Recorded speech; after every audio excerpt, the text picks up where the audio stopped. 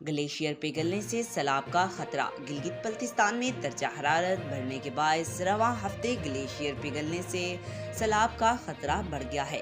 तफसीलात के मुताबिक गिलगित बल्तिस्तान में दर्जा हरारत बढ़ने के बायस रवां हफ्ते ग्लेशियर पिघलने से सैलाब का खतरा बढ़ गया है। इस हवाले से महकमा मौसमियात ने मकामी हुकाम को मुतनब्बा किया कि गिलगित बल्तिस्तान और खैबर पख्तूनख्वा में 23 से 27 मई के दरमियान दिन के वक्त दर्जा हरारत 4 से 6 डिग्री सेंटीग्रेड रहने की तवक्को है, जो मामूल से ज्यादा है।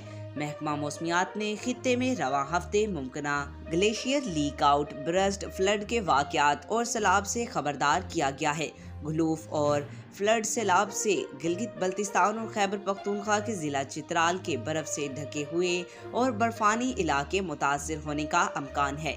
मुकामी हुकाम ने ग्लेशियर्स के करीब रहने वाले लोगों को खबरदार किया है कि वो एहतियाती तदाबीर इख्तियार करें।